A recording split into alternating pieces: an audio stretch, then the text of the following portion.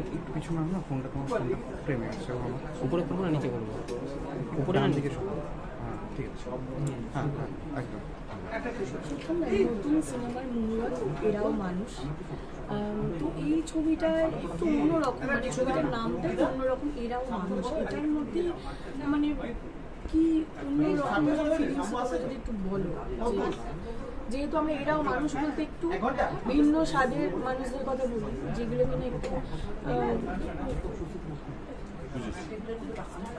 হ্যাঁ মানে ছবি তো চেষ্টা হয় যে মানে যে যতটা আলাদা পারে বানানো হয়, একটা সোসাইটির এক একটা জিনিস যদি তুলে ধরা যায়, সেরকমই এরাও মানুষ সোসাইটির এমন কিছু মানুষকে নিয়ে কথা বলে, এমন কিছু কাজকর্মকে নিয়ে কথা বলে যেগুলো হয়তো মানে একদম মানে চোখের সামনে হয় না, কিন্তু ভেতর ভেতর হয়।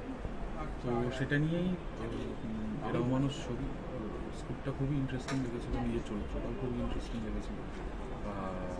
তো সেই জন্য হ্যাঁ করা, এবং আজকে মুহূর্ত কালকে থেকে শুটিং। সত্যম দা, প্রত্যেকটা ছবি যখন কোনো অভিনেতা করে তার একটা ইউনিক ইউএসপি পয়েন্ট থাকে, যে কারণে অভিনেতার মনে হয় না এই আমাকে ক্যারেক্টারটা করতেই হবে। তোমার অতীতে তুমি যে যে ক্যারেক্টারগুলো করেছো সেক্ষেত্রে আমরা দেখতে পেয়েছি, তো এই ছবিটার ক্ষেত্রে তোমার এই চরিত্রর ওই ইউনিক ইউএসপি পয়েন্টটা কী ছিল দাদা? ইউএসপি ছিল এইটা যে এই ছবিটা বেসিক্যালি আমি যে চরিত্রটা করছি নীল, ছবির যত ঘটনা ঘটে ছবিকে ঘিরে এবং চারপাশটা নিয়ে যত ঘটনা ঘটে, এটা এই চরিত্রটার ওভার ইন্টেলিজেন্সের জন্যই ঘটে, এবং সেই কারণেই মানে অনেক কিছু হয় আর কি। এবং সেটার কেন্দ্রবিন্দুতে এই চরিত্রটা থাকে, এবং এই চরিত্রটার যে আউটকাম হয় ছবিটা, সেইটাকে ঘিরে পুরো গল্পটা তৈরি হয়েছে আর কি। তো সেই ক্ষেত্রে চরিত্রটা খুবই ইন্টারেস্টিং লেগেছিলো। কোনোদিনও সাংবাদিকের চরিত্র করিনি, আমরা যেমন সবাই সাংবাদিক, এই চরিত্রটা একটা সাংবাদিকের চরিত্র, কিন্তু এন্টারটেনমেন্ট জার্নালিস্ট। তো সেই ক্ষেত্রে বিভিন্ন প্রফেশনের চরিত্র করতে তো ভালো লাগে, সেক্ষেত্রে জার্নালিস্ট হিসেবে প্রথম আমার কাজ হয়। তো সেটা খুব ভালো লাগে, সেটা একটা আলাদা ইউএসপি ছিল, এবং এই চরিত্রটাকে ঘিরে যে সিনেমাটা যে টার্নগুলো নেয়। 2025 সালটা অভিনেতা হিসেবে তোমার জন্য বেশ ভালো ছিল, কারণ ভার্সিটালিটি দেখানোর জন্য বিভিন্ন রকম চরিত্রে অভিনয় করেছো।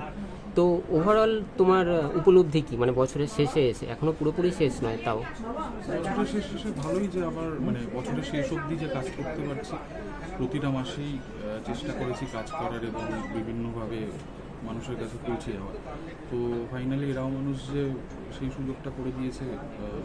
এই অক্টোবর মাসে শুটিং হবে আমাদের, অক্টোবর নভেম্বর মিলিয়ে।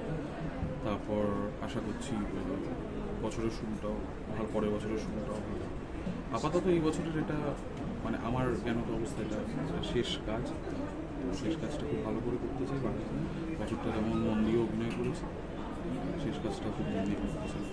আর থিয়েটার নিয়ে কি আপডেট আছে একটু বলো? থিয়েটার নিয়ে এই মুহূর্তে কোনো আপডেট নেই, কারণ আমি একটা শো করছিলাম, সেটা আপাতত পরের বছরে আবার হবে। তো এই বছরে এই ক্যালেন্ডার ইয়ারে এখন শো, পরের বছর হলে আবার জানতে পারবো। Thank you so much.